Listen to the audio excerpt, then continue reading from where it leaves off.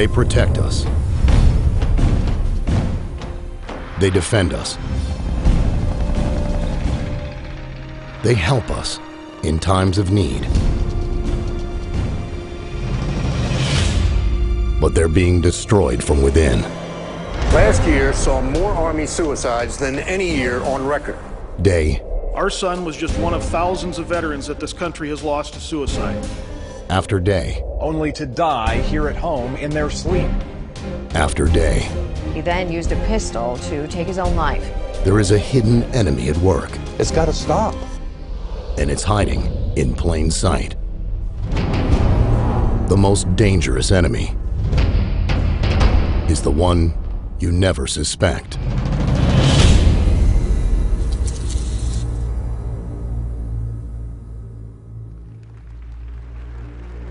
June 18th, 1940. Psychiatrist and Brigadier General J.R. Reese addressed the annual meeting of the National Council for Mental Hygiene with a strategic plan for psychiatry. We must aim to make it permeate every educational activity in our national life. Public life, politics, and industry should all of them be within our sphere of influence. But to reach their objectives, psychiatrists needed the perfect proving ground. One with an unlimited budget that could keep on growing. It's all about money. Billions of dollars. It's our tax money. A proving ground with an endless supply of human resources. More people than any other organization in America. These troops are the guinea pigs. They're being experimented on. A proving ground where every order is obeyed, no questions asked.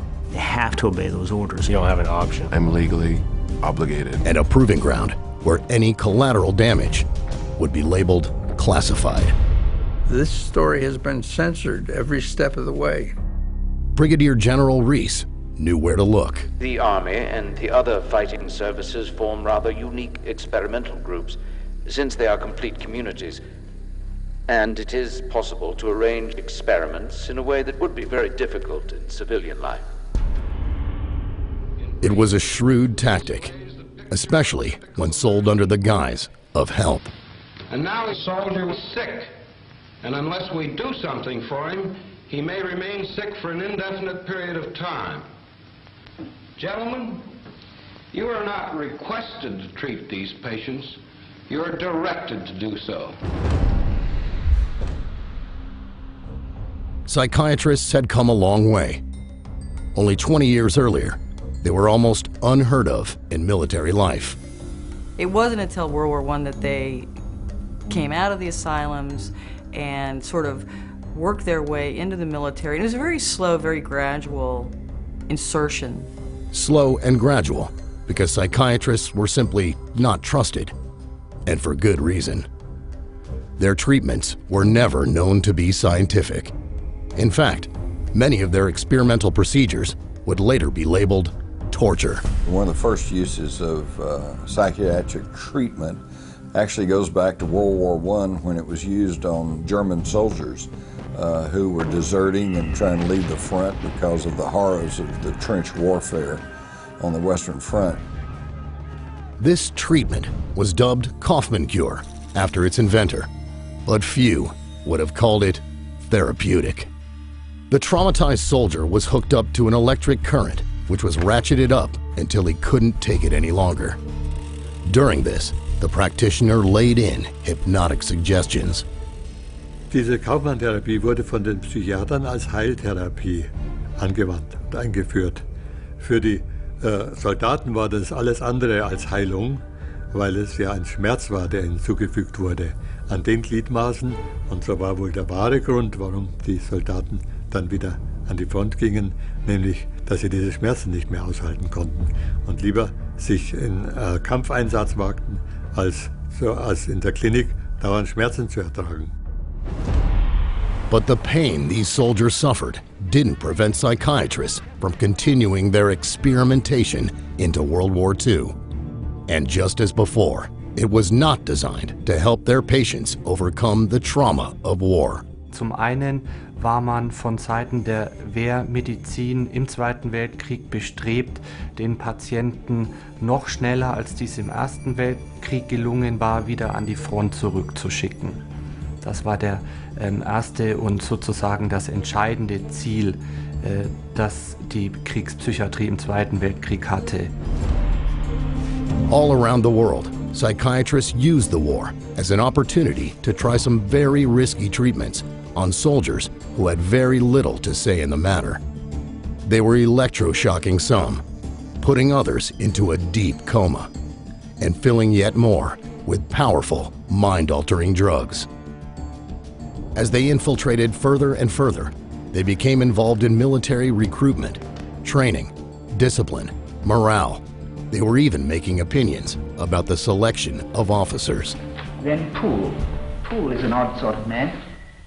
In civilian life, he was very badly adjusted. In the personal sense, that is, he just couldn't mix, couldn't make friends.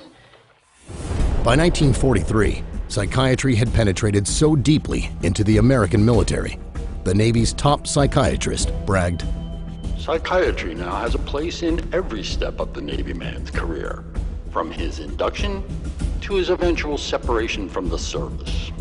It is because of the military that psychiatrists, they became important.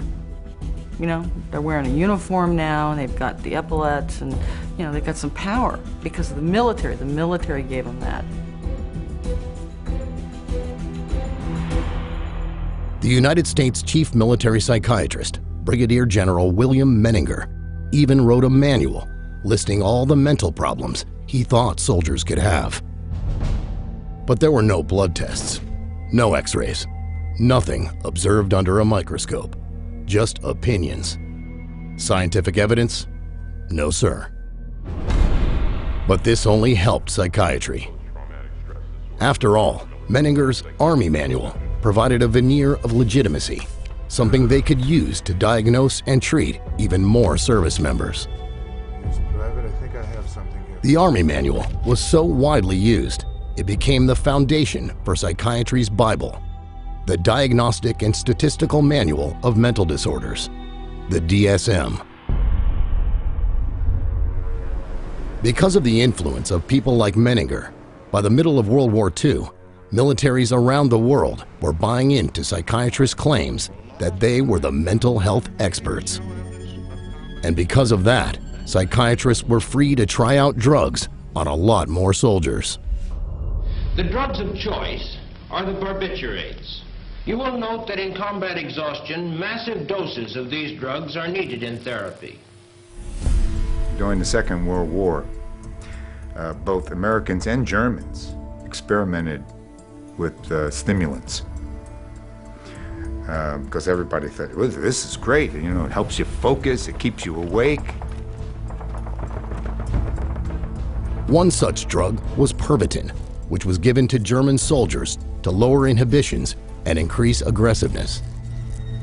Man kann sagen, dass dieser Feldzug durchaus Pervitin getränkt war, was die Wehrmachtssoldaten betrifft. Die Wehrmachtssoldaten waren für ihre Gegner unfassbar fit, sie waren unfassbar wach, sie hielten sehr, sehr lange durch, sie waren furchtlos, sie waren aggressiv und wirkten vor allem auf die Gegner wie aufgezogen. Et il a fallu à peu près 18 mois pour que les accidents apparaissent en nombre considérable, c'est-à-dire des jeunes soldats qui brutalement se conduisaient comme des bêtes féroces, tiraient sur tout ce qui bougeait, sur les civils et sur leurs propres compatriotes. Et les accidents, les imprudences au pilotage d'avions, au pilotage de chars ont été telles que l'armée allemande a interdit l'utilisation de ces drogues à partir du milieu de l'année 42-43. Et l'armée anglaise a vécu la même expérience. Stimulants were also used by the Japanese. They gave its fighters instant courage, but at a price.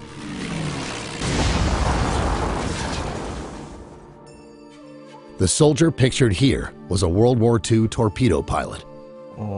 海軍の中の特攻隊員ということで、人間魚雷で有名な回転というものの搭乗員として訓練を受け、 The mission, to be placed inside a manned torpedo that would be manually detonated when close to an enemy ship. 海軍の中ではね、とにかく先行艇部隊、先行艇による特攻を、とにかく成功させるためにということで、海軍ぐるみでっていうかね、でもってとにかく搭乗員たちにアンフェタミンを投与させて作戦行動を成功させるということがもう行われてたということですね。Although he survived the war, the man's life was ruined. で実際に私の叔父も、帰ってきて、復員してきてからそういった形で今度メタンフェタミンヒロポン中毒になって、で今度ヒロポンが禁止されたわけですよね。今度は何になってか、もうアルコール、もう本当にアルコールはひどかったです。私も叔父が叔母にね本当に暴力を振るうシーンっていうのは何度も見てますし、だから彼自身も実際に、自殺を3度図って。From the 50s through the 70s, psychiatrists in countries like Britain, the United States, and the USSR continued to use their militaries as proving grounds for an arsenal of new experimental treatments. American military psychiatrists used soldiers to experiment with LSD. The squad, composed of volunteers for the test, responded like well-trained soldiers, immediately and without question. The squad, all except the drill sergeant, now drugged with LSD. After a few minutes, the men found it difficult to obey orders. Even though they knew the dangers of this drug, British psychiatrists continued the LSD testing, this time on Marine commandos. Unknown to the troops, the drug was added to the water on the second day. At 11:40, the first effects of the drug make their appearance. The men no longer take cover, they relax and begin to giggle. 70 minutes after the administration of the drug, with one man climbing a tree, the troop commander gives up, saying, "I cannot do anything about this. I cannot control the men and I can take no action myself. I am wiped out as an attacking force." Soviet psychiatrists gave their soldiers God knows what. В советской армии я служил поваром, и обычно перед обедом приходил доктор, врач, и давал нам пакетик, чтобы мы сыпанули в борщ или там в кашу и размешали. Но мы обычно говорили, что это такое. Это нормально, это витамины. Но что это такое, я не знаю. Тем более, что мы, повара, обычно свою долю вынимали из котла до того, как приходил доктор. Up through time, soldiers continue to be given psychiatric drugs for uses never studied or approved. It's been one huge experiment. In the Falklands campaign, air crew were given uppers and downers so that their flight duty rotas could be maximized. We've gotten reports that the Gulf War II pilots do take amphetamines, they do take dexedrine, and that at the nighttime they're given Ambien to bring them down so they can sleep. So they're continuously on this up and down kind of scenario. Certainly in the Iraq, Afghanistan wars, psychiatry has played a huge role, huge. Psychiatry is now an accepted part of militaries around the world. We're told we should trust psychiatrists, that they're the authorities. Only one problem, though. Things haven't gotten better. They've only gotten worse.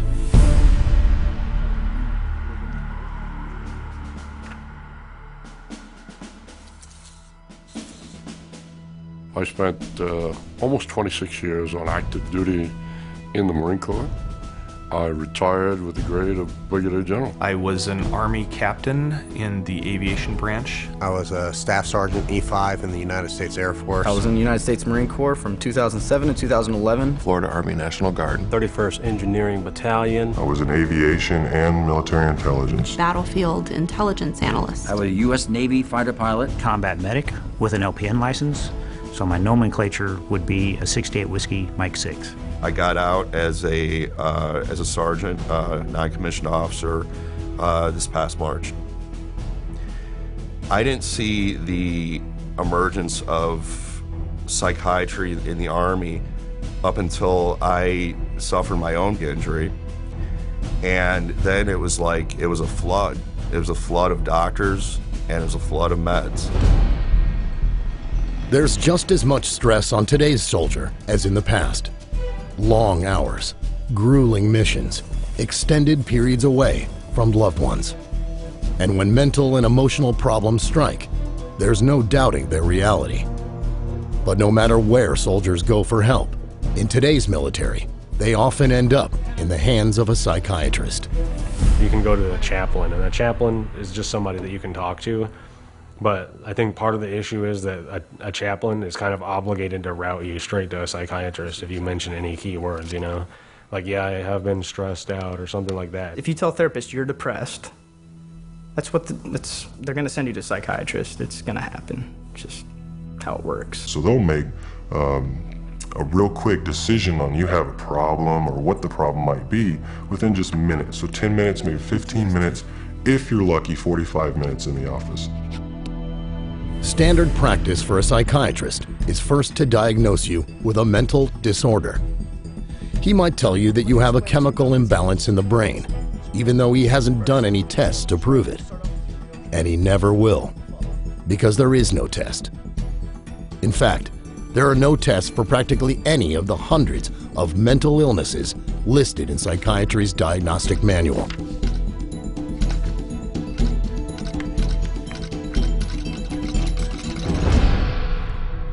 Psychiatry, especially, has no objective means of making any diagnosis. In general medicine, at least you have x-rays and blood tests to go on, and so that's the big dilemma faced by psychiatry. They have zero ability to diagnose, so they have zero ability to treat. No physical abnormality has ever been found. So there is no physical abnormality to demonstrate by an MRI, a CT, an EEG. It's another fraud, pure and simple. It's another fraud. So, psychiatrists are diagnosing you with brain diseases, physical things wrong with your brain that they can't even prove exist. There were no medical tests of any kind. There were no blood tests.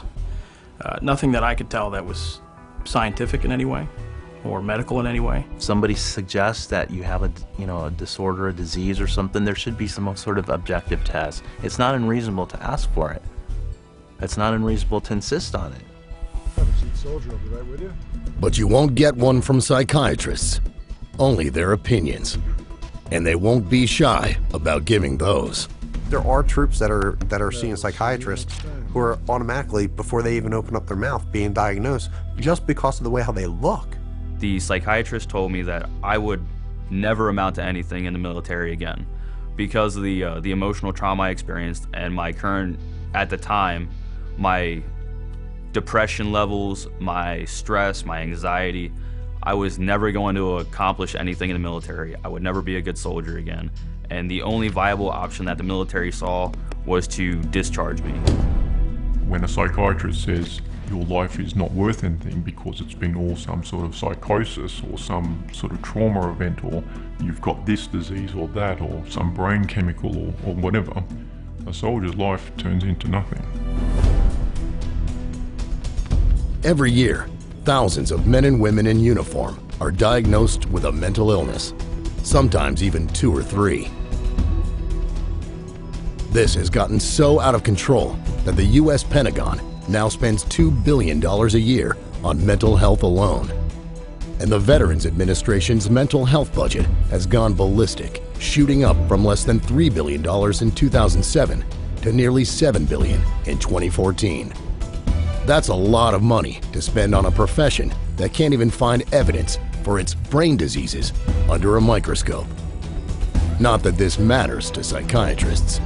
The diagnosis is only a first step, actually an excuse, to get you onto some very dangerous treatments.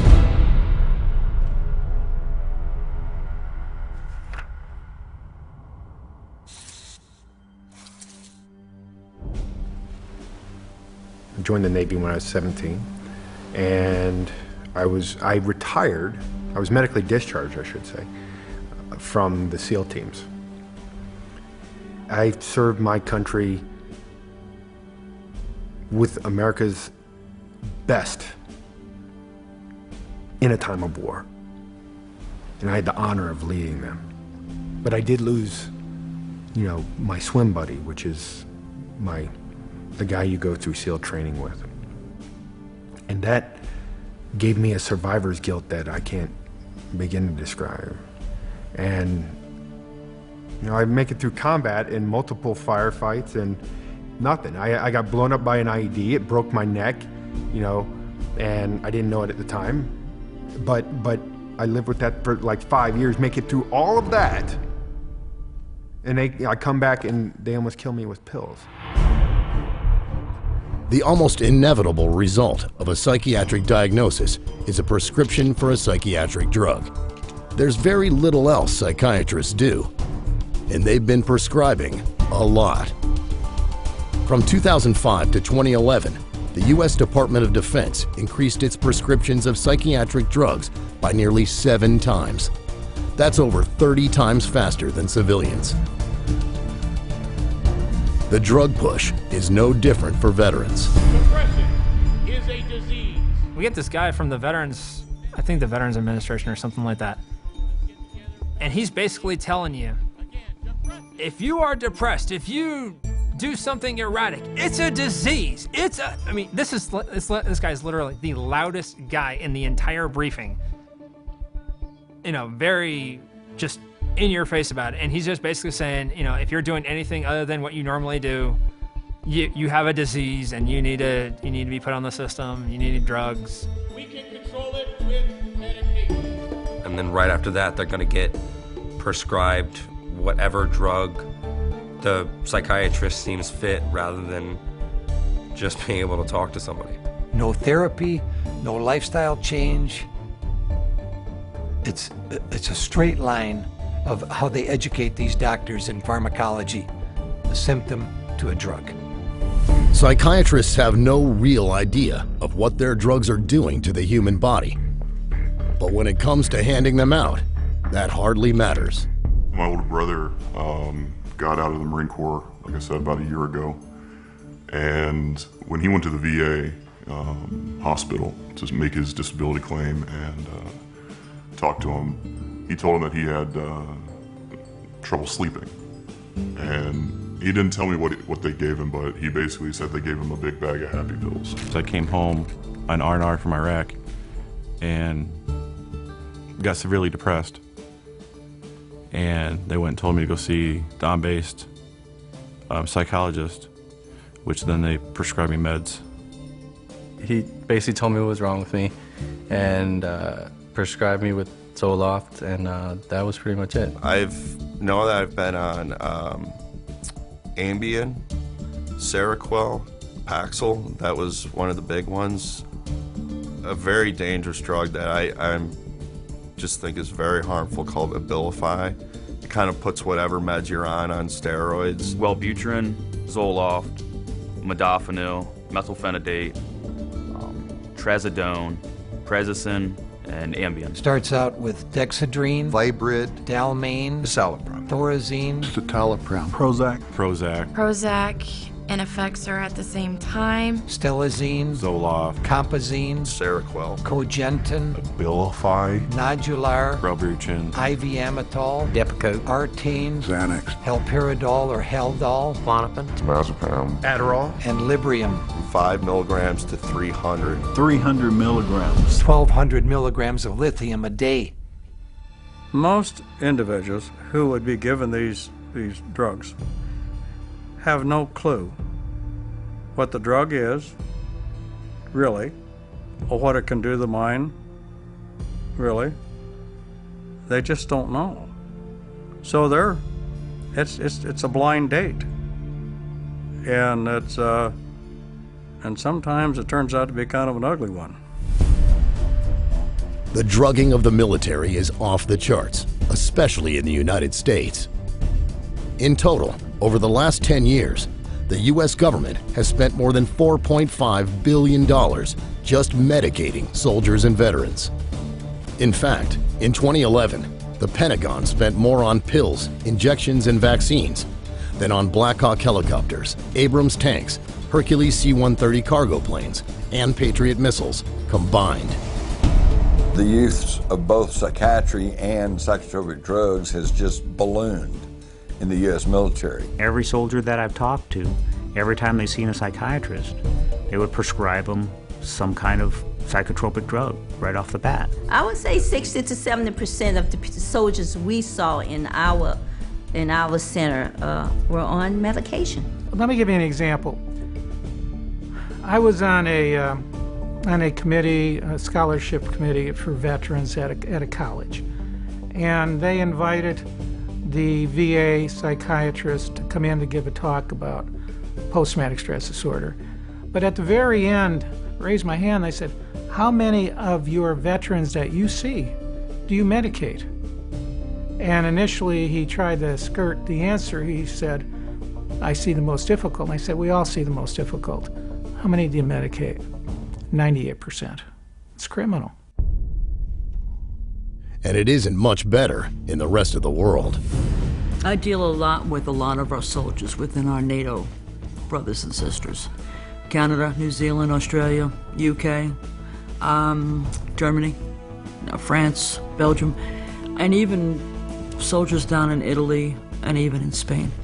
Each and every one of them have complained about the issues dealing with psychotropic drugs with them. I was stationed in Germany for a while. I was in Kosovo for a while. And they had talked about that, yeah, when they see the psychiatrist, they do give them psychotropic drugs. So it seems like it's a worldwide problem. A lot of our veterans have told us that when they went for help whilst they were still serving, they were then prescribed medication. It didn't help. Quand on envoie un patient chez un psychiatre, il ressort directement avec des molécules chimiques. Et ça, on commence à avoir les effets secondaires et on commence à avoir les problèmes. І справді, психіатри давали військовослужбовцям небезпечні наркотики, при цьому знаючи, що військовослужбовці мають в руках небезпечну зброю. Och någonstans så finns det ju någon drivande orsak till att vi skriver ut mer och mer piller. Men vi får ju inte det förväntade resultatet. But no matter the country, this is the military. And in the military, soldiers have no choice but to follow orders. When I'm wearing this uniform, if I'm ordered to see a psychiatrist, I have to go to see a psychiatrist. If I'm not in this uniform, I can tell them no. The suggestion to go see the psychiatrist came across as a heavy recommendation. It wasn't a direct order, but it was, this is something you should go do. It's something that needs to be handled. You should go do this. And then there's the pressure put on you to take the drugs. I actually asked my commander that. I said, do I have to take these drugs? Is this an order? And they all just stared at me, wouldn't give me a no or a yes, implied that I'm supposed to take this. If I would have refused, I probably would have lost my rank or lost opportunities in the military because I wasn't taking care of the property of the military, which was my body. Most of the troops that I talked with did not want to take the psychiatric drugs, did not want them, did not need them, and rebelled at having to take them. But they were told that if you don't take these drugs, you can't get your compensation and you can't get any more VA treatment if you deny the drug usage. So they did. I have heard that military personnel have been ordered to take these drugs. My response to that is, that's an illegal order, and I had that verified by a judge advocate general right here in Washington, D.C. It's illegal to demand that. If a psychologist tells you that you have to take it or you're going to lose your benefits, you need to report that psychologist to the proper authorities. Officially, 1 in 6 American service members is on at least one psychiatric drug. But here's the thing. According to the Armed Services Committee of the United States Senate, no one knows how many drugs are given to soldiers downrange. There's no paper trail, no prescriptions. They're just handed out. Fact is, the amount of psychiatric drugging in the military is probably much, much higher. particularly when so many qualify for psychiatry's biggest diagnosis-drugging combo of all.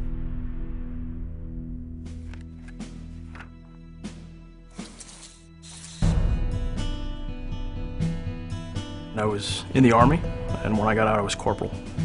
And then I went back as a contractor for the Department of the Army. My original purpose was definitely get involved, serve my country, and then pursue it from that point forward. I personally had been deployed to Iraq for just about a year, and having gone back to Europe, I was having trouble sleeping, and having some issues just adjusting back to this, different lifestyle after having been shot at, nearly blown to pieces, so many times, to this, now I can just go down the road and get a pizza. And one of my officers recommended I go see a psychiatrist. Within 10 minutes it was, so you're probably bipolar, most likely ADD, and PTSD. The visible effects of combat stress have been mentioned by ancient writers like Homer and Herodotus. The French called it mal de pays. The Germans, Heimweh. In Spain, it was estar roto. Whatever they've called it, centuries of militaries have acknowledged that sometimes the horrors of war can be too much for soldiers to bear. It used to be considered a nervous reaction, an expected part of combat. But psychiatrists today label it a brain dysfunction, which began life in 1980 as post-traumatic stress disorder, PTSD. This war isn't any different than any other than guys coming back with shell shock, battle fatigue or combat fatigue, and now they're calling it post-traumatic stress disorder. It's been around forever. And like their other disorders, it wasn't found through scientific testing. It was lobbied for by psychiatrists and voted into Psychiatry's Diagnostic and Statistical Manual. Literally voted in. Today, it's military psychiatry's most popular diagnosis, and it's spread rapidly into the civilian world. The goal is to combat post-traumatic stress disorder, or PTSD. Helping veterans with PTSD. Soldiers' post-traumatic stress disorder. I was diagnosed with PTSD. PTSD. How many times do you hear PTSD in the media now? People really don't understand it, I don't think, and we're just trying to assign a label to people, our soldiers and sailors that are coming back from these very horrific events that they're being witness to. People who suffer from post-traumatic stress are reacting to a traumatic event in a normal fashion.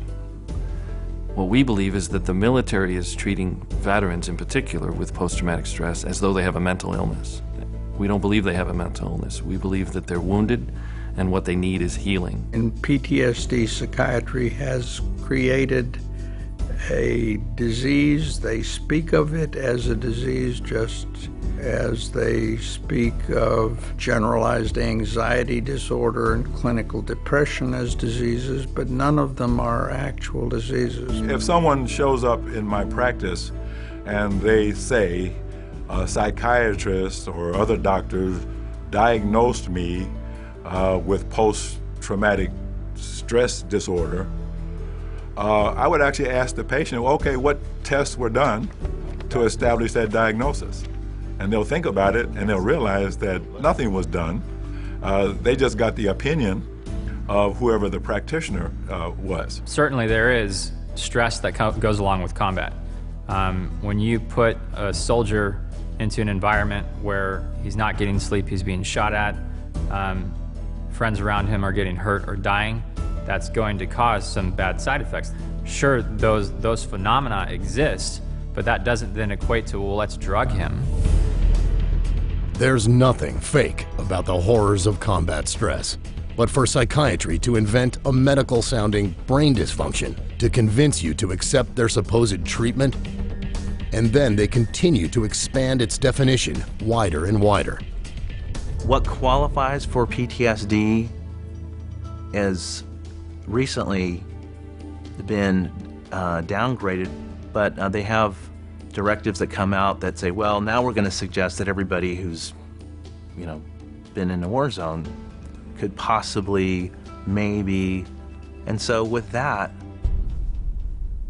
anybody qualifies. What I saw with the new privates coming in is they were just out of basic training and they were given psych drugs for PTSD, for being in basic training for 9 weeks. I was diagnosed with PTSD because I came back and I was a little jittery.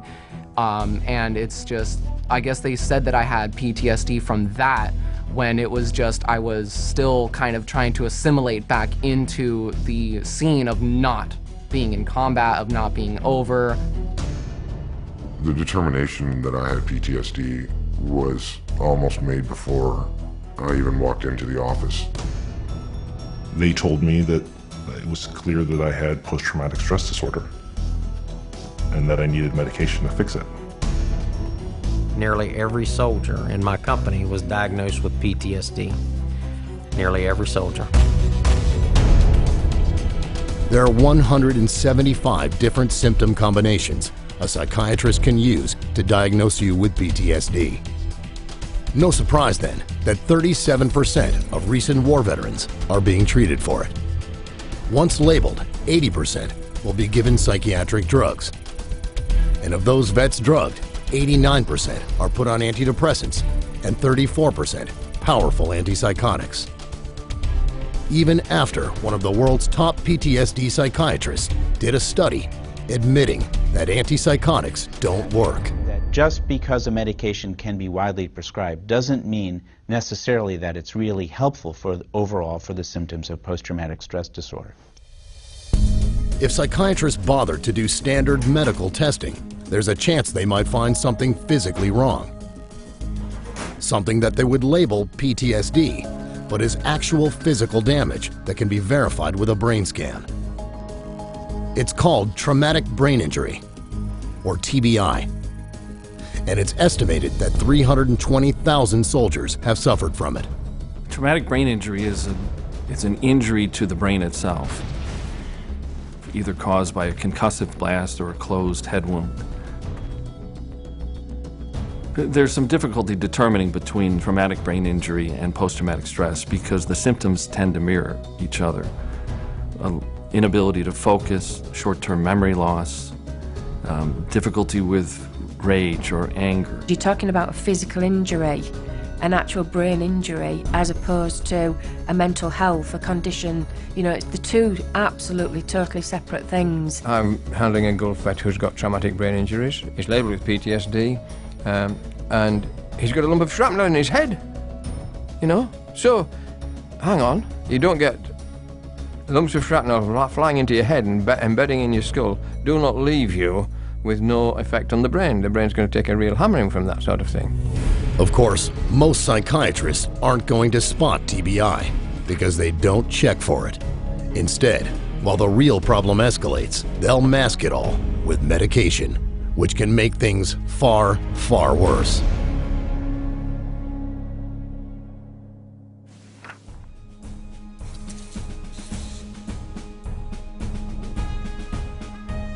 I think my main goal why I joined the military was, the first thing is to get money for college.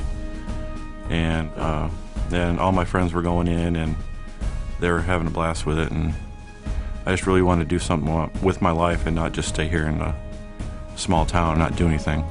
I served in 2 branches of the military. I served in the Marine Corps and also the Army, and got out as a specialist also at 84. When I was in the Marine Corps, I never went and saw a psychologist, but when I was in the Army, they told me I had to go see one. At that point, he diagnosed me with PTSD and prescribed me Prozac and Wellbutrin in Iraq, still carrying a weapon, still in the combat zone. The psychologist said that my anxiety and depression, everything, like stuff like that, should actually go away. And actually it did not, it got worse. The life of a soldier is demanding. You're trained to be alert, decisive, and focused, and in top physical and mental shape. It's a necessity. But psychiatric drugs can make you combat ineffective. Psychiatrists know this but still claim they are therapeutic. Here's the reality. All psychiatric meds are mind-altering drugs. People don't put that together, but they're mind-altering, and they have side effects, disastrous side effects. One of the most significant problems about every psychotropic drug that I can think of, the stimulants, the tranquilizers, antipsychotics, mood modulators, are unpredictable. I can give the same drug to 20 different men, and they'll have 10 different reactions to it. No one, not even the prescriber, knows what will happen with a psychiatric drug. Each one is different, and each has a long list of side effects written in small print on its package insert. My friends that take the drugs that I'm prescribed have very bad balance, a terrible memory. They have difficult talking clearly, speaking clearly to each other. Their reaction times are very slow, and they have a hard time concentrating. It pretty much just erased all feelings that I had. So I was just there. A lack of motivation, really. I just stopped caring. I was constantly demotivated, very worn down all the time. I was constantly sleepy, like not tired, just sleepy. I could stop doing something and instantly fall asleep. 1 minute you can be on patrol, next minute you'd be asleep. That's what those pills do to you. They make you tired. I would get headaches, but it's not like a normal headache. It would be like sharp pains just zapping through my head. My anxiety level was through the roof. I had heart problems. I put on 20 to 25 kilos of extra weight. I probably gained 40 pounds over the course of that period of time. I was up to almost 300 pounds. I was in metabolic syndrome. My body my adrenal system had completely shut down. My muscles had seemingly turned to water, and I could not lose weight for anything. I can't ever think of anybody who's ever said, I feel better, this has helped me. I can't honestly think of anybody who's ever said that to me. And I've seen and talked to a lot of veterans in my time. These are supposed to be the finest, most elite soldiers, physical combat machines, and they're being given something that's harming them, that's destroying not only their body physically, but also their minds mentally. Psychiatrists will tell you that the benefits of their drugs exceed the risks. This is garbage and scientifically untrue. There have been large studies proving that psychiatric drugs like antidepressants work no better than a dummy sugar pill. But some of the drug side effects are not just harmful, they're deadly.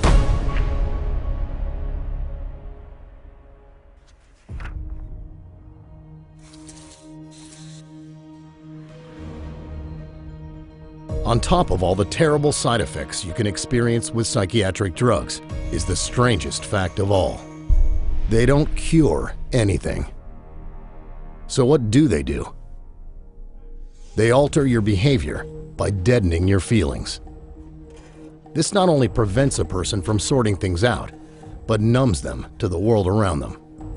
There's even a name for it: depersonalization. I've had patients who've been given very large doses of psychoactive drugs over a period of about a year, and basically destroyed their sense of self. They don't care almost about anything. You could go up to someone and start yelling at them, and if they're on the large enough cocktail, they won't do anything. They become almost drones. So they're literally lobotomizing our soldiers with these drugs. I'm sorry. I'm just being very direct and honest with my experience of over 200 injured warriors. It's almost like being in a mental hospital with lobotomized patients. I'm sorry. It's just awful. And the depersonalization gets really dangerous when the drug creates another common side effect.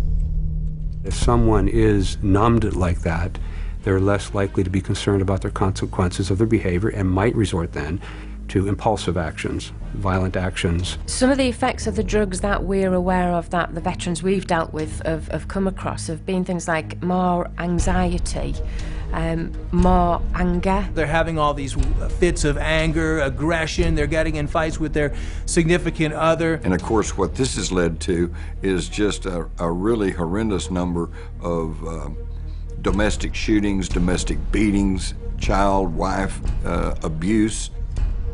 The numbers back it up.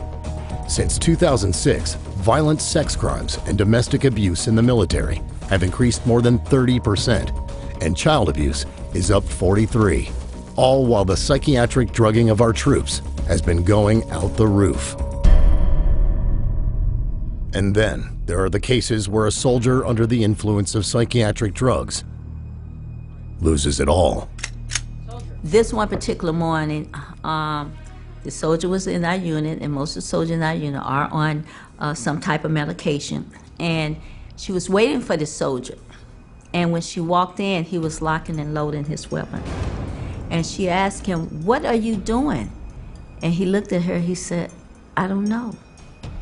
And she said, "You were locking and loading," which means he's putting his ammo in his weapon. And she asked him, then she said, "What were you gonna do?" He said, "I don't know if I was just gonna shoot myself or shoot up everybody in this building, and then myself." And we were there. May 11th, 2009. Sergeant John Russell opens fire in an Army combat stress clinic in Baghdad.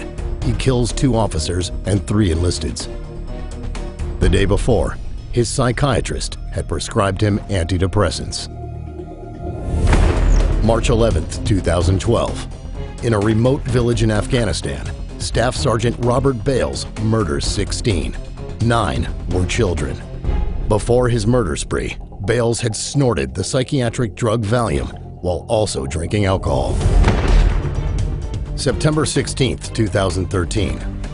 Navy veteran Aaron Alexis brings a shotgun to Washington, D.C.'s Navy Yard, where he kills 12 people in cold blood. According to reports, Alexis had been prescribed the antidepressant Trazodone. He talked about it. He said he went to the VA and they would give him some medicine. These are just a few of many in the hands of mental health professionals just prior to committing horrific acts of violence. There's Army Private First Class David Lawrence, who murdered a Taliban commander in his prison cell while on Zoloft and Trazodone. Terrence Tyler, a former Marine who gunned down 2 co-workers, then himself, at a New Jersey supermarket.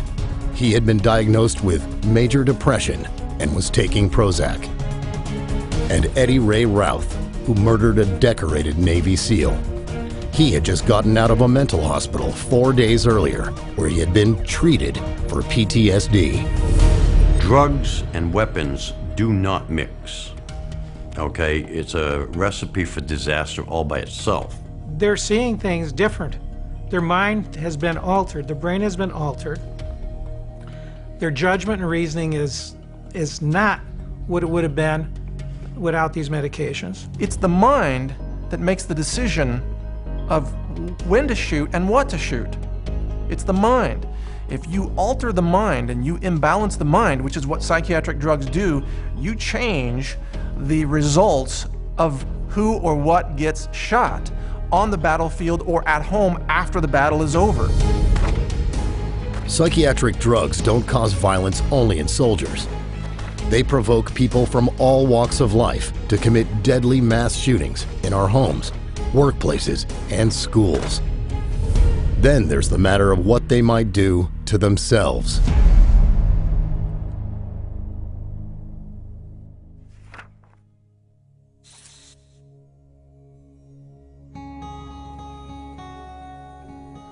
Ever since I was a little kid, I always loved the military. I loved the Army, and I think I always knew that I wanted to, join. I just said, I wanted to go and experience it, and just to serve my country. And then I went to the recruiter station. I said I want to jump out of airplanes and ride motorcycles. And right then they said, "We got a job for you," But I did it, and it was good. It was right after combat. So, I started getting these dreams and flashbacks and all that stuff, and then, kind of like big anxiety and all that stuff. And I went to my doc, and they said, yeah, we got to get you some meds, and they gave me them, and, that was it. You first start taking it, you feel great. Whoa. And then it just it's like you get immune to it, and then, let's take a higher dose. Let's take a higher dose. In my experience, I didn't see anything helping at all. I felt like it was making everything worse. I gained how many, 40 pounds taking the meds. We looked it up, and that one med, I don't remember what it was called, but it said it acted like you had 1,500 calories every pill you took, and I had to take it 3 times a day. If he missed a dose, then the whole family would know, the whole house would be kind of on edge because you couldn't talk to him. He would snap. You take your meds and you can just start feeling it going down, and then you're just like, bam, and you're a zombie, It almost seemed like he just didn't care about life anymore. He wasn't himself. My body was breaking down, and my wife, she's all into herbs, and she's saying this isn't right. And then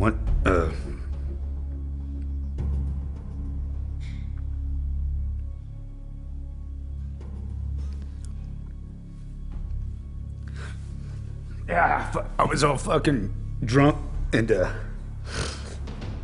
meds, just taking that shit, and I just said, fuck it, I'm done. And I took my pistol and fucking put it in my mouth, and she opened up the door. I fucking took it, and I was like, fucking, I said, we gotta fucking do something, and this shit just didn't work, and I had to literally grab the weapon away from him because it probably would have happened.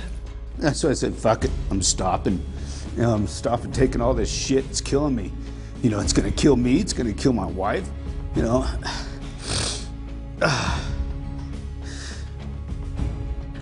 That was the straw that broke the camel's back. It wasn't working, and something had to be done. I didn't want to lose my husband. I didn't want him to kill himself, and I didn't want to be killed as well in the process. I knew I wasn't me.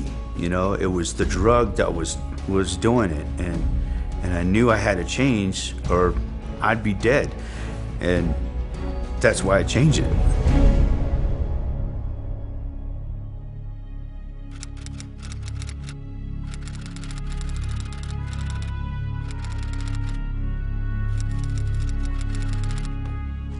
There is a huge problem with suicides in the military. Since 2002, the rate in the U.S. ranks has almost doubled. The suicide rate has really been going out the roof here lately with our military members, both while they're still in and once they return back to the States. I would move from base to base to base, and I'd be on different missions at different times. And one minute I'm on a base and I'm having lunch, and I'm being asked, hey, did you hear about those 3 guys, those 3 soldiers who committed suicide? It was a black eye on Fort Bliss. Soldiers were dying left and right. Preventable deaths, we're talking suicides, we're talking about these soldiers getting in their cars or motorcycles going 150 miles an hour and, hitting a median, family violence. It really spiraled out of control. With all this happening, psychiatrists continue to hand out psychiatric drugs in volume, drugs well known to increase violence and suicidal thinking. My psychiatrist at the time had issued me a recommended gabapentin, and I took one, and I think within 30 minutes I had thoughts of suicide. They started me on a really low dose to build it in my system. But even the low dose, I was still feeling side effects of suicide, depression, anxiety. I did notice that there was a lot of times that I thought, that it would just be better to be dead than to keep living like that. And I look back on it now, and I do realize that it was the meds. Yes, There can be reasons for suicide in today's military that don't involve psychiatric drugs. But it would be stupid to ignore the drug's influence. Just ask the troops with boots on the ground. I was military police, actively working as a police officer on the military installation. And in 1 week, I went to about 8 or 9 suicide attempts where the person either overdosed or, said that he was gonna kill himself, something like that. And 1 for 1, every single person was on psychiatric drugs. Because of my role as a criminal investigator, I didn't witness the soldiers while they were taking psychiatric drugs. All I got to see was after the suicide or after the death, and then the reports come out. We'd get called pretty often to investigate. We would have an autopsy performed and would include a toxicological exam, which would determine any drugs in the system, and usually there was some type of drug. A lot of them were taking some sort of medication for depression or anxiety. There were a lot of suicides happening in the military, overseas in theater and back in the States. From 2009 to 2012, more U.S. soldiers died by suicide than from traffic accidents, heart disease, cancer, and homicide. The U.S. Secretary of Defense called it an epidemic. So, yeah, it's a problem. Some have claimed that this is because of the stresses of war, but 85% of military suicides never even saw combat, and 52% never deployed. Meanwhile, the competence of military psychiatrists is never even questioned, and it's resulting in suicide attempts such as this one. My son joined the Army. He wanted to make a career and become something. He was still sweet and more normal when he came back from Iraq, even though he had, nervousness in crowds and PTSD. He was not different in personality as far as, to that degree like what we saw later on the drugs. And so when Michael said, hey, I'm having anxiety issues, I said, you need to go tell them. Well, and that's what really began his journey. That was the worst step, in my opinion, that we could have ever done. It started off with 1 drug and went to 2. With each successive symptom that he got a new drug. And we noticed that he started to go down in personality. It wasn't our son anymore. It was, anger, slurred speech. It was surreal because the person I was talking to wasn't even my son. He was unsure of himself. He didn't have any will to do anything. At one point, he had stopped brushing his teeth, drinking water, eating, because he didn't care. He didn't even know that he was that way. And I researched and discovered that our soldiers were being medicated and that they were committing suicide from it. So I printed all my research out and I handed it to my husband. And I said to my husband, tell me what you think of all this research. And he came back to me and said, if my calculations are correct, there's a pattern here that matches our son's behavior. And if my calculations are correct, he's just about ready to commit suicide. I was in the dollar store and he called me and said, I don't want to upset you, but I want you to know Michael's okay, but he tried to kill himself. And he put 2 IVs in his arms and he bled out in the bathtub and he was drawing in his blood on the walls. He didn't even know he was committing suicide. So his cognizance, his reason, was already usurped by these pills. They take away who you are. And he wasn't the same. We had the hospital check him and they found at least 9 drugs in his system. And they're just the ones they tested for. They were giving my son drugs that had black box warnings, said, if you're under 25 and you're taking this pill, your risk of suicide is going up 50%. Risk of suicide. But they were still giving him the pills. What he went through was so horrific it's hard for him to talk about, but he allows us to speak because he wants to save his comrades. He wants to save others who are going through the same thing, who are being drugged with lethal cocktails. Me speaking as Michael, knowing the things that he has said to others, he would say, stay away from the pills. It's a dead end. Psychiatrists claim their drugs save lives, but they rarely discuss the serious risk of suicide. Why don't they? Because those black box warnings for 18 to 24-year-olds, that's the age range of nearly half of all deployed American soldiers. And yet, the use of psychiatric drugs in the U.S. military has soared 76% since 2001. That includes antidepressants that psychiatrists hand out to soldiers to prevent suicide. There's no evidence that drugging stops suicide. The reason I'm saying this is because it is alleged that if somebody is suicidal, you should medicate them. Except there's no evidence that medicating somebody who's suicidal is going to prevent suicide. There's substantial evidence that many drugs actually promote suicide. And last year, within the DoD, there were 349 suicides among military personnel. That's almost one a day, literally one a day. That's more suicides than were killed in combat. And the military is very concerned. In fact, in 2009, Fort Campbell, Kentucky was actually closed down by the base commander for a time because they were having just an inordinate number of suicides. Suicides on Fort Campbell have to stop now. The last I heard, the VA was getting close to 450 calls a day to their suicide hotline, which they set up years ago to handle the amount of veterans that have suicidal thoughts on a daily basis. 450 calls a day. It's a problem that has echoed through the halls of government. One of the biggest concerns I have about the military is the inordinate number of suicides that have taken place among active duty and those who've left the military. 3 years ago, I got Congress to hold hearings to examine the relationship between suicide and increased use of medications, and there was a direct parallel.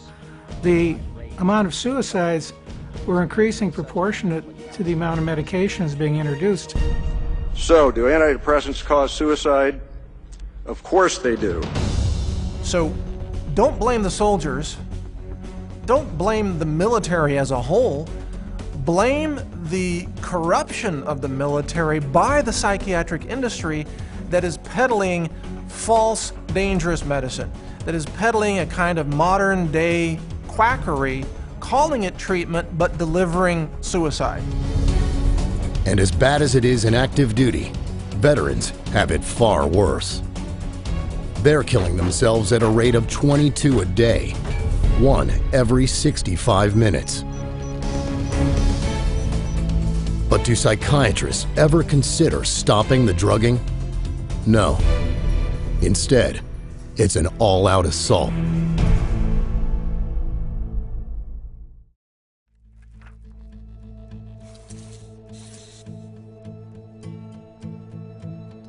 I was a very highly functioning non-commissioned officer. I was a platoon sergeant at the time. I was kind of always being groomed for that next rank. I was getting sent to the right schools, had the support of my chain of command. Things were going really good. After I witnessed this traumatic event on my last deployment in Iraq, that's when the medications really started coming. I mean, full force. And like I said before, before I knew it, I was on 9 to 12 different kind of medications. And when I was going through the separation process in the Army, I had to get some physicals and evaluations from outside people. These professionals would see my records come up on the screen and the amount of medications that I was put on throughout my time in the Army, but especially the last couple of years, and they would literally gasp. And they were shocked at the amount of drugs, the high doses of these drugs, It was like a 6-page rap sheet. With all the ways psychiatric drugs can react on your body, how do psychiatrists counteract a side effect from a drug they've given you? I can't sleep at night. The stomach pains are worse than They don't take you off the drug. They'll either raise the dosage, which can cause more side effects, or they'll add another drug, which will add even more, then another, and another. It was clear right away that they really had no idea what anything that they were giving me was really going to do. And they said that this drug may not work. You may need a different one. This one may need a higher dose. This one may need a lower dose. There was friends of mine that I saw had 2, 3, 4 pills that they had to take daily. You find soldiers that are on dozens of medications. And when I say, 7 to 9 drugs at one point, I'd say that was very average. I've heard as high as 14. I know of some troops, personally, who were given up to 20 different drugs. It's kind of depressing if you look at the number of medications that I've been on. It's very thick. It makes up a large portion of my medical file with the Veterans Administration. And a lot of people were on not only psychiatric drugs, but drugs for their injuries. And the combination made them different. They weren't the same people. They're mixing amphetamines with painkillers and antidepressants and sleeping pills. I mean, even to the unlearned, that sounds insane. This practice is so common, they've even got a name for it: polypharmacy. And here's a little known fact.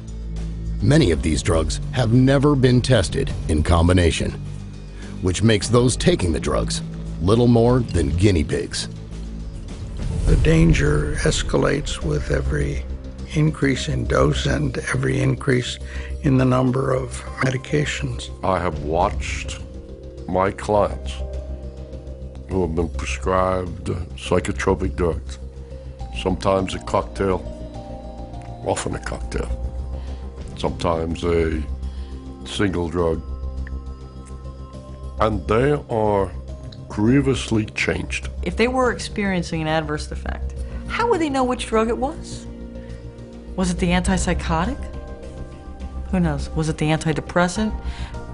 Was it a combination? These guys don't know. All they know is they're supposed to take these because their doctor said they'll be better. And in fact, they only got worse. And the problem is that there's no attention to the detail of what happens to these troops that are placed on them. There's no follow-up. They're simply placed on them, given a great big huge supply of them, and they're sent out to fight. In fact, some American soldiers are routinely given up to 180 days worth of psychiatric drugs when they go to the front. No supervision, no restrictions, just take them when they want. And what happens to it when they go into combat? Are they sharing with their friends? Sure they are. That's why I've been told by social workers, corpsmen, medics, that 90% of the troops in combat have at one time or other taken some type of psychiatric medication. It's just a grand, crazy, insane pharmaceutical roulette that's being conducted at the expense of our nation's sons and daughters, really.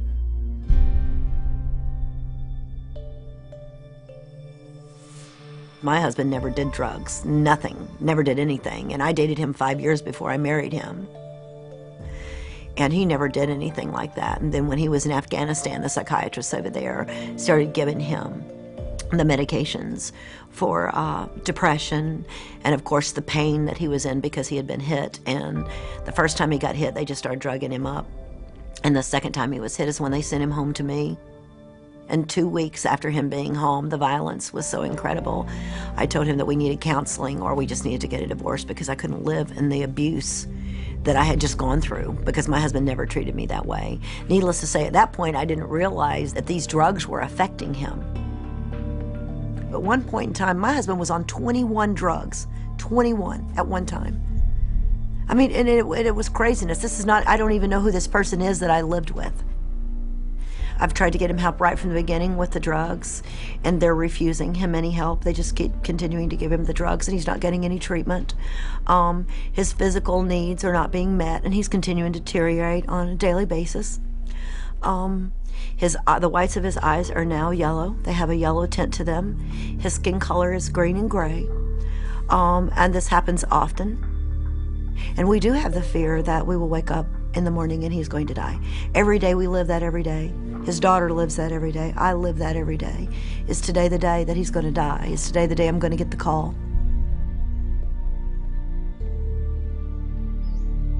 They need to give me my husband's life back, is what they need to do. They need to take him off the drugs so that he can think. He can't think. He doesn't know. The horrible reality is that once on these drugs, it's hell to get off them. You can get addicted to some in as little as 2 weeks. Now we have soldiers coming back from the battlefield and they're addicted to psychotropic medications, and they have a detox reaction back in civilian life, and they begin to exhibit the side effects for which they were being pre-medicated. So they become depressed, they become suicidal. Not only is it dangerous to be on these drugs, it's also very dangerous to come off of them. In fact, in many cases, the suicides happen immediately after someone stops taking an antidepressant drug. So if you do that, make sure you do it in a way where you have medical supervision and you have a support system in place so you can get off of those drugs safely. Trying to get off psych meds by yourself, especially cold turkey, is very dangerous because of the terrible effects you may experience. I'm having anxiety, I'm perspiring, I just don't know what to do. Psychiatrists will tell you it's the return of your mental illness and that you need to get back on your drugs. That isn't true. This is withdrawal, just like with any street drug. The doctor did not tell me if I did come straight off of these that there would be a worse effect. I didn't know that. So when I did come off it, I fell harder. These are actually addictive drugs, you know, and I didn't know how to act without them. The withdrawal process is rough. And one of the things that I experienced is all these emotions, all these feelings, all these trauma, all this sadness that wasn't being dealt with, wasn't being cared for. It was just being medicated. When I got off all those drugs, it was like a floodgate. Even though you come off those pills, there's a period of time for, I think, a long, long time that stuff is coming out of your system. You know, and sometimes you think that life would be better if you were dead. It's shocking how many soldiers are returning home addicted to psychiatric drugs. A U.S. Army investigation discovered that as many as 35% of warrior transition units have a prescription drug problem. And very often, the addiction is not temporary, but for a lifetime. But it can get even worse than that, because sometimes these drugs can turn deadly, striking quickly and without any warning.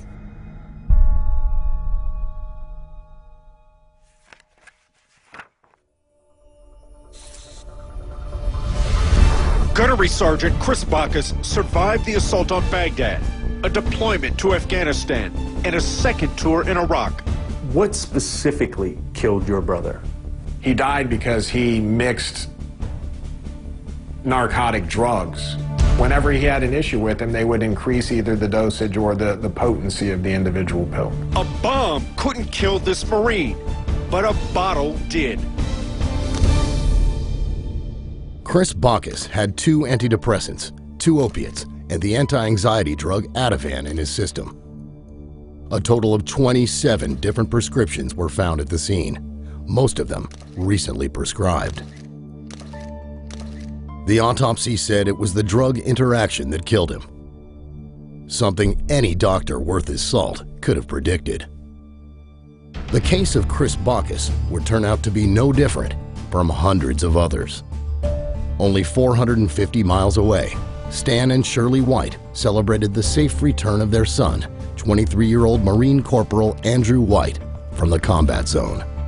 Little did they know what would happen when he went for help to a local veterans hospital, only to be diagnosed and then drugged. Andrew's behavior really started to deteriorate. We saw more and more withdrawal. We saw anger issues. At one point, he slept for 2 or 3 days at a time. The psychiatrist, their solution to his deteriorating condition was to increase his medications or to change the medications. On February 12, 2008, Corporal White died in his sleep. Didn't even move, just died. The coroner's report said it was an intoxication of these drugs. Did not mention, but his heart stopped beating.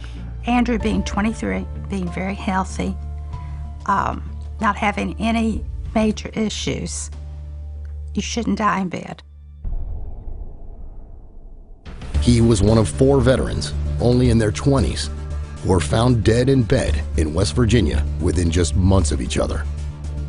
It took a dogged investigation by a neurologist from San Diego to find out why. I tried to understand how they could have died, what the mode, the mechanism of death could have been. And these dead in an undisturbed bed were cardiac. Suddenly the heart stops for some reason. Tracking down every lead, he discovered that each had been diagnosed with PTSD, and all of them were taking the same potent cocktail of psychiatric drugs. Came across literature on the antipsychotics, and they said that the antipsychotics have a particular danger. They can stop the heart suddenly. And here these veterans, all 3 were on a combination of drugs which can cause or lead to sudden cardiac death. Might this not be the tip of an iceberg? Might there be others? And to make a long story short, that list grew to 250, 300, and today it is 351 probable cardiac deaths. The risk of sudden cardiac death makes those drugs truly unfit for human consumption, and yet they're being used like jelly beans in the military. Yeah, we're watching me here, Devil Dog. Another of those cardiac deaths was 21-year-old Corporal Chad Oligschlager. Are you getting that? It's machine gun fire. We don't know where it's coming from. But no worries. We have our sandbag structures. Carry on. Chad was hilarious. You know, super smart. Super smart. He was a lot of fun. You know, he played sports, all of that, like any normal kid was, outdoors all the time. He was willing to make friends and talk to everybody. So that's kind of, what caught my eye in the beginning as well. So he was just fun to be around. This Native American has no comment. Well, he told me the reason why he wanted to join the military was that if he went, then maybe his children wouldn't have to go. He really felt like it was his duty as a citizen to participate. When he came back, we realized he was different. He had asked his commander that, he wanted to seek counseling. He needed some help because he was having problems dealing with what he had done over there and what he saw on that first tour. All right, the reason I'm down here and not up there is because as soon as the IED went off, we were talking about a possible trigger man. We don't know where they are because we never know where they are. Just all kind of saw like, okay, they're gonna give you some medication. You're gonna, see a psychiatrist for a little bit, talk it out, things will get better. We were so naive. When he was on the drugs, he seemed like he was just doped up all the time. He was disoriented. It literally turned him into a walking zombie. I mean, after he would take that, And, you know, and he was real adamant about making sure he took his medication on time. It just felt like the medication made him forget what he was doing, made him forget some things that had happened in the past. We'd be talking about stories and he wouldn't believe what I was telling him. And he'd take Seroquel and then 10 minutes later be going back to his pill bottle and say, well, I gotta take my medication. And it's like, you just took it. He wasn't in control, I felt like, in the end. He just really didn't know what he was doing. He wasn't going to work when he was supposed to. He said he would just sleep in his room. We're gonna pause for a second due to malfunctions and technical difficulties. I got the knock on the door at 11 o'clock at night. But when I heard the knock on the door, I knew what it was. They had found Chad. And my thought was, okay, great, where is he? Where's his little shit? You know, I hadn't heard from him. And he said that he was at the barracks. I said, okay, is something wrong? Can I go see him? And he said that they found him in his room, that he was dead on the floor. They didn't know how long he'd been there, that he was already gone, and I couldn't see him. I couldn't even get on base. All I could think of was that he was alone in that room by himself, that he was supposed to be safe. It was harder for us because we always expected, if he's in the military, he's in the Marines, we kind of expected that if he were to die, he was going to die when he was out on deployment. You know, he was going to die, you know, killed in action, something. We didn't expect him to come home and die. I had a doctor at Texas A&M University read the autopsy and then said that the levels of the meds in there were not excessive. They were in line with what was prescribed. Nothing was out of range of dosage, but they looked at it and they said, how come he's taking, 7 of them? It's a lot. And the doctor looked right at me and said, they killed him. I blame the psychiatrists and I blame the doctors for prescribing those pills. Those are the ones that never checked up on him and let him walk out with all the other pills. Didn't take any of the pills away, just kept giving him more pills. And they're the ones. Good morning, and hoorah. Psychiatrists call these deaths accidental overdoses. But let's face it, this borders on negligent homicide. And as our soldiers succumb, one by one, to prescribed levels of these lethal cocktails, you have to wonder if psychiatrists even care to find out why. It's bad enough that troops are dying, but this drug taking ripples far beyond the victim. It can also affect the lives of those they love most.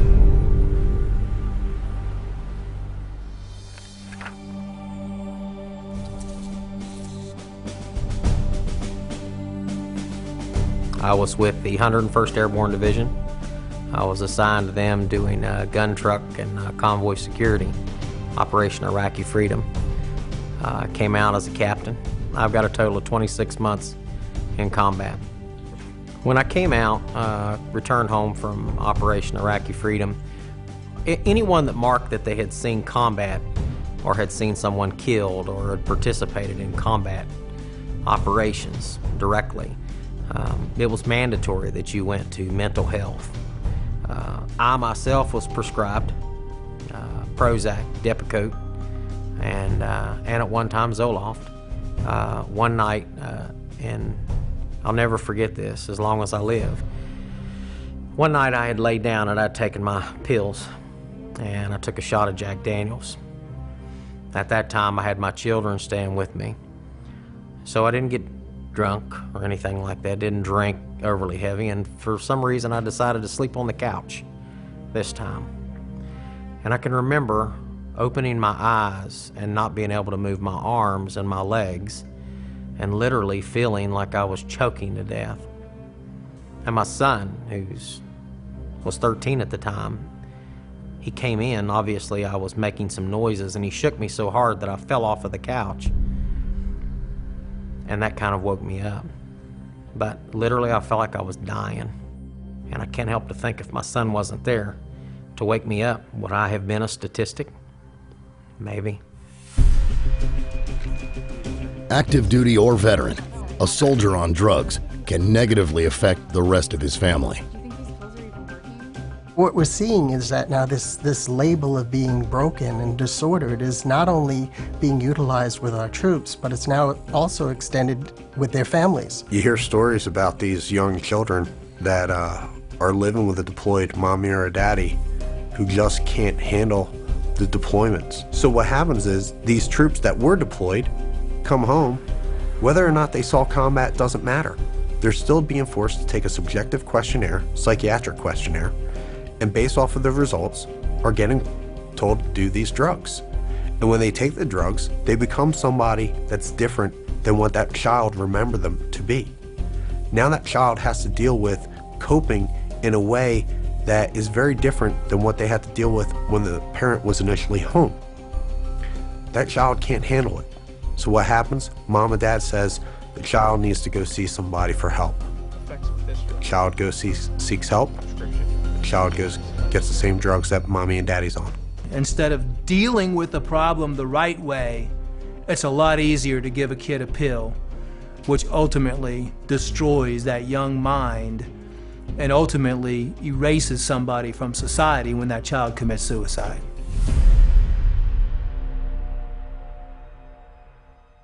My youngest son, Daniel, was a very funny, a little prankster with lots of friends in the neighborhood. He was loved by his teachers at school. We would go out fishing or hunting or just playing around out in the woods. So we're able to spend quite a bit of time together whenever I wasn't gone on training or deployment for the Army. Daniel began having trouble sleeping very shortly after he left, and he was worried that his dad wouldn't come home. He was worried that his dad was going to get killed. And we saw the psychiatrist for 10 or 15 minutes, and he prescribed something to help him sleep, and also Celexa. Well, when she started telling me about the medications, I was very concerned. Overall, it seemed to me that, the situation was continuing to progress and he was just getting worse. My husband came home from Iraq 3 months early because of my concerns. I was very concerned at the personality change to becoming much more withdrawn and sad and depressed. He was having some bizarre behavior.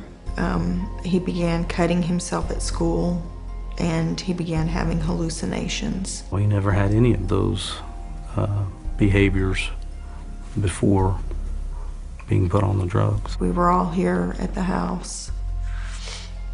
He was out of our sight for 10 or 15 minutes, and he had snuck in and went and he'd gone into his room, and I sent James to go find Daniel to help me in the yard,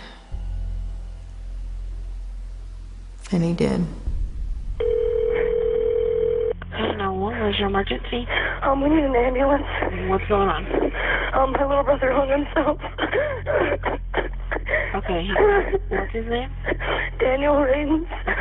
My mom is performing CPR right now. Okay, let me transfer you. Don't He was an innocent little boy who was just worried about his dad, who prayed every night that his dad would be safe, and that his dad would come home, and that angels would protect him. But there wasn't anybody to protect my son. Psychiatry in the military took our youngest son from us and ruined our family. Children are a huge target for psychiatrists. 1.9 million of them have a parent in the military, and 1 million have had a parent deploy. And when you're a little kid worried about mommy or daddy, that makes you fair game. The numbers of children who have been put on drugs within the military TRICARE system is astounding. You know, it's just exploding. So it has an effect, a ripple effect on the entire family unit. Now, today, we're finding out outpatient psychiatric treatment for children of deployed active duty service members has reached an all-time high at 2 million visits. How many drugs are these children being forced to take now? Whatever it is, it's high. According to a study in the Journal of the American Academy of Child and Adolescent Psychiatry, 91% of all kids visiting a child psychiatrist come away with a psychiatric drug. Is this really what we want for our children? You have to wonder why, with all this failure, psychiatrists keep hurting people, drugging them, addicting them, creating violence and suicide. It is for the most disgraceful of reasons.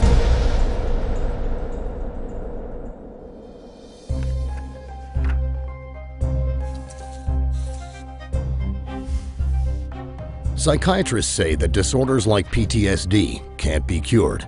Instead, they claim they need to be managed with drugs for the rest of your life. It's bad medicine, but great for the bank account. Once you label somebody and you start medicating them, over the life of that person, it's going to cost the government about $1.5 million to provide these medications and treatment. There's a lot of money to be made here. There's a lot of money to be made by the companies that are producing these drugs. Profit is the only conceivable motive for all of these psychiatric drugs in the military. Taxpayers are footing the bill for this travesty of medicine. These psychiatric drugs that promote suicides, you're paying for them. So why do psychiatrists hand out drugs at such record levels? Because drugging people is a lot easier than actually helping them. And because of this explosion of psychiatric drugging, psychiatry has developed a very close relationship with drug companies. And they'll tell you all about it.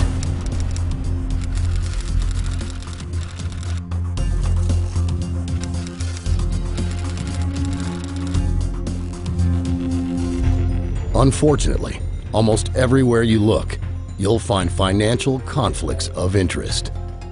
Take Matthew Friedman, a psychiatrist and executive director of the VA's National Center for PTSD. Not only has Friedman been a paid speaker for 3 different drug makers, he also sat on the scientific advisory boards of the pharmaceutical companies that make Paxil and Zoloft. And guess what? These happen to be the only 2 psychiatric drugs approved by the US government to treat PTSD. And then there's Dr. Elspeth Cameron Ritchie, until recently, the top psychiatrist in the US Army. She praised the antipsychotic Seroquel for being very useful for the treatment of anxiety and combat-related nightmares. Not only is Seroquel totally unapproved for that purpose, it's linked to sudden cardiac death. Soldiers call it Serokill. On the street, it's baby heroin. That same year, Ritchie starred in a webcast partially bankrolled by Seroquel's maker, in which she continued to push the use of psychiatric drugs on the battlefield. Of course, I'm a psychiatrist, so I tend to think of psychiatric medications, and we treat soldiers with medications, with cognitive behavioral therapy, and other sophisticated treatments on the battlefield. Finally, their psychiatrist and former Brigadier General Stephen Xenakis. When he was in the Army, he pushed hard for frequent psychiatric screening of soldiers. The more, the better. Today, the Army screens its soldiers as many as 5 separate times, including a mandatory psychiatric screening when returning home from deployment and a follow-up 6 months later. And these screenings are loaded with conflicts of interest. The development of one questionnaire, recommended by the Army Surgeon General, was funded by Pfizer, the maker of the antidepressant Zoloft. Another screening program for service members and their families is administered by a group given millions of dollars from 8 different drug companies. But Xenakis wants his own piece of the pie. He stands to make millions as CEO of a corporation selling a brain scanning device he plans to use to diagnose PTSD. Bottom line, with psychiatry, it's all about money, certainly not about help. And yet, without reforming this broken and ineffective system, the United States Department of Veterans Affairs recently hired 1,600 more mental health workers just to handle the problems the profession itself worsened. If all we're doing when we get more mental health professionals is more of the same thing, but then it's a fool's errand. And for the soldier who joined out of duty and served with honor, it all boils down to one word: betrayal. One of the things I have the benefit of, really, is getting thousands of emails a week, whether it's from veterans or other people suffering from pharmaceutical damage. It's specifically veterans these days. We see an increase. We see people calling out and saying they feel betrayed. They are very proud to serve, fight for their countries, protect, the people back home, their loved ones. And I think all they ask for is to come home and be treated fairly, given answers and looked after. And they're not looked after. They're told, it's all in your head, it's mental, take the tablets, it'll cure, go away, and that's it.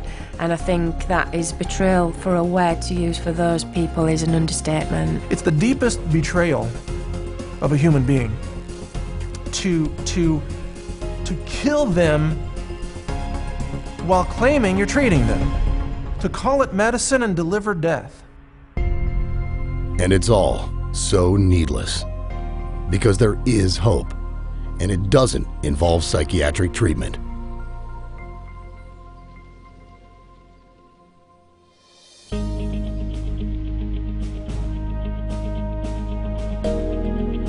Look around, and unfortunately, you'll find a world saturated with psychiatry. But there are safe, effective, and workable solutions, and they can be found. The main word for soldiers, and not only soldiers, but anybody suffering from any type of so-called mental illness, is that there's hope. That there's hope out there, there's solutions out there, things are available for you to get your life back, to not have suicidal thoughts, to not end your life, and it does not include psychiatric drugs. There is a way to solve this. It's to get rid of the drugs and start treating soldiers like human beings, not lab rats. That's the solution. The vets who get over their war wounds do it on their own, do it with friends, do it with colleagues, do it in support groups.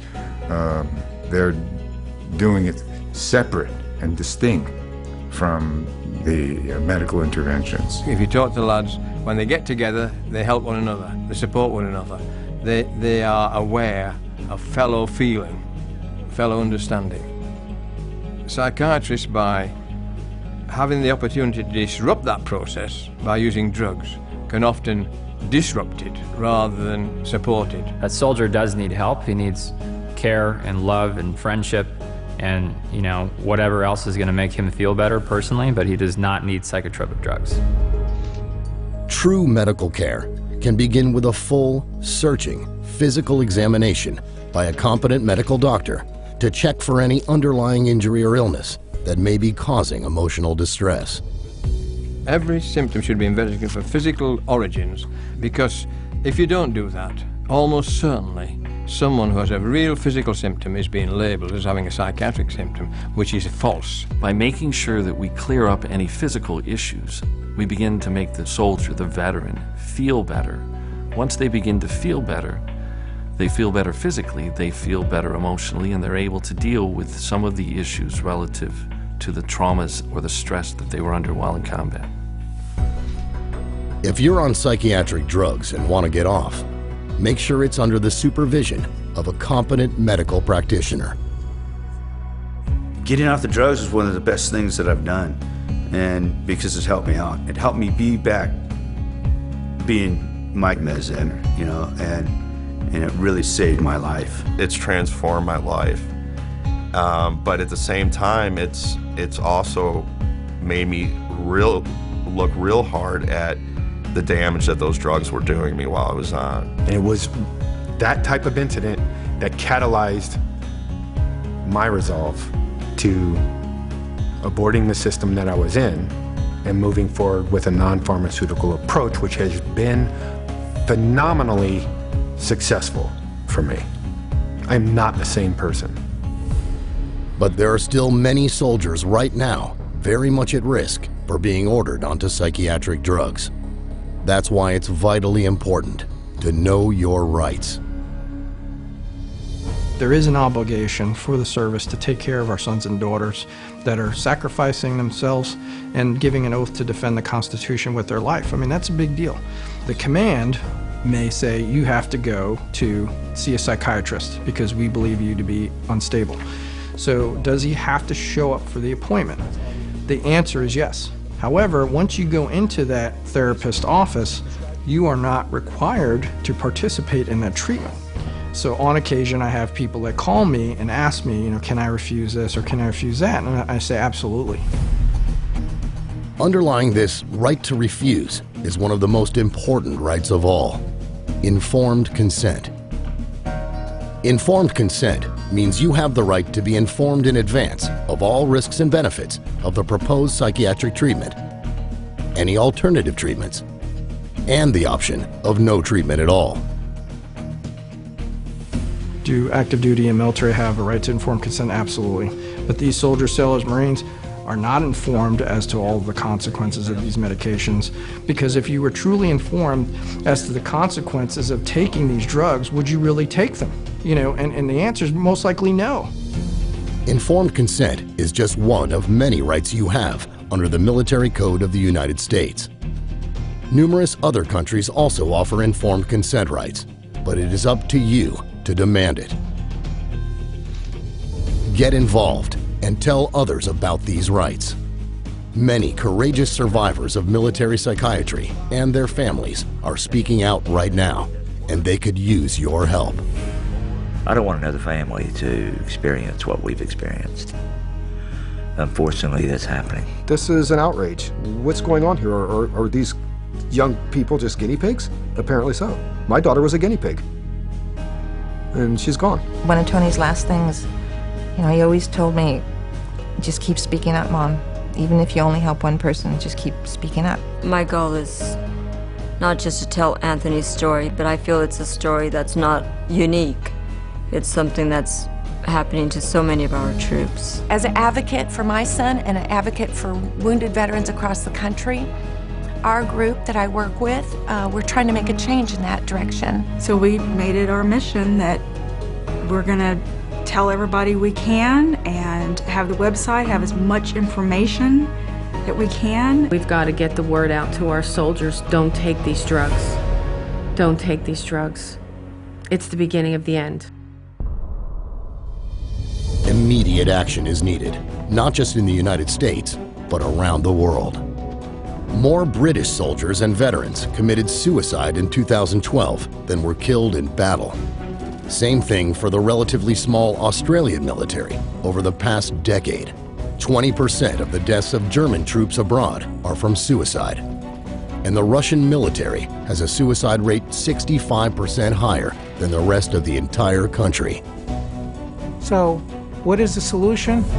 Get rid of psychiatry and mental health. Don't leave them in charge. Mental health will not improve until psychiatrists are no longer in charge of it. I truly believe that they are destroying our military. The battlefield is safer than psychiatry. Do you understand that? Statistically, you are less likely to be shot by an enemy than to be killed by a pharmaceutical drug. That's the truth about psychiatry. And yet, psychiatry's reach today goes well beyond the military. It is just as J.R. Reese planned. Psychiatric treatment tested out and advanced within the military, spilling out into every nook and cranny of civilian life. Psychiatry is currently an international $330 billion a year industry. It promised help. It delivers pain, damage, and death. The hidden enemy has now been revealed. What happens next is up to all of us. You've got the facts. Fight back.